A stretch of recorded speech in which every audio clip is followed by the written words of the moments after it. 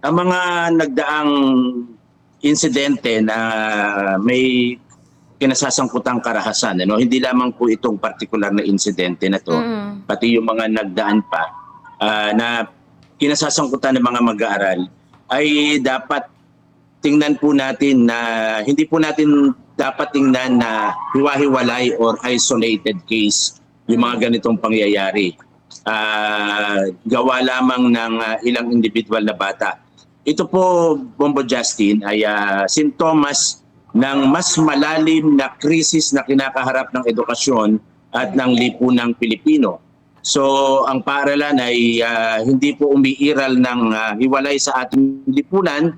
Sa halip ito po ay sumasalamin sa mga pagpapahalaga, maging sa kontradiksyon at kalagayang umiiral sa ating bansa.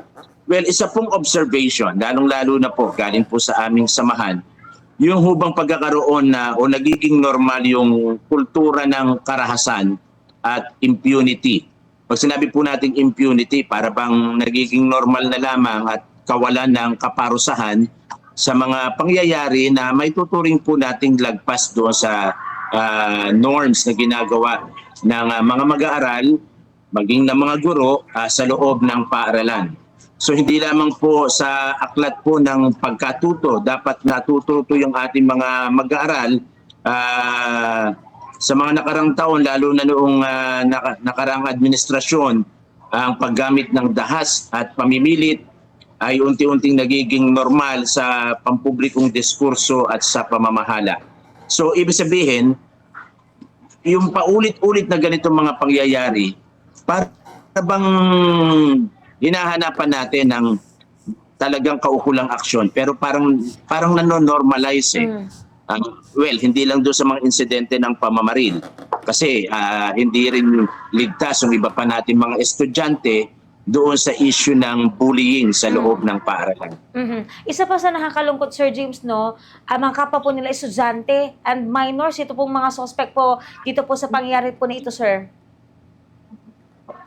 Yes, oo. At although may mga umiiral po na patakaran ang ating mga paaralan, meron po tayong mga kaukulang batas katulad ng Republic Act number 10627 or yung Anti-Bullying Act of 2013. So ito po ay naglalayon na maprotektahan ang mga mag-aaral laban sa bullying. Of course, lalo na sa mga mas malala pang mga pangyayari maliban po dito. Pero saklaw din po ng batas yung pong physical na pananakit, maging yung verbal na pang-aasar o pananakot at yung tinatawag na social o relational bullying.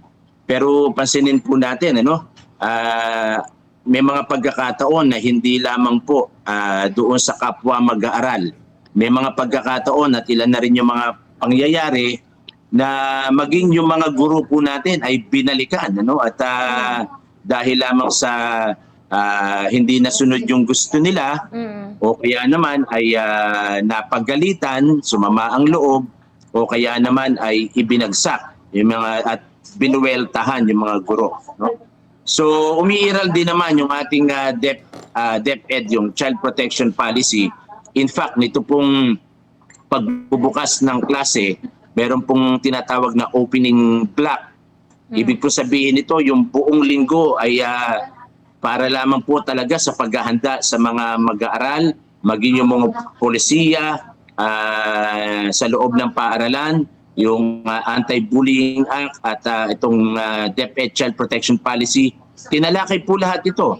At nagkaroon din po tayo ng pagkakataon na pati sa mga magulang ay ma-discuss po natin ito. Of course, may mga programa din yung DepEd na nagpapatupad ng iba't ibang programa para sa values education. Nariyan po yung guidance and counseling, nariyan po yung child protection program, at maging yung tinatawag nating positive discipline.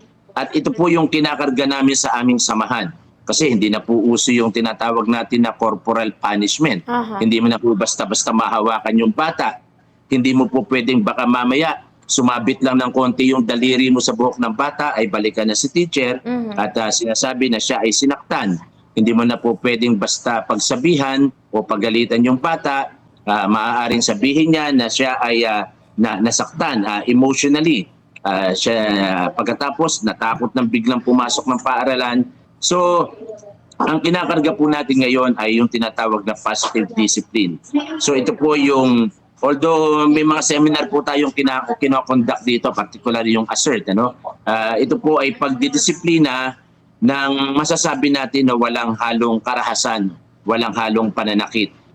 Pananakit physically, emotionally, verbally, yung mga ganung bagay. Pero Sir Arlene James, do you think na mas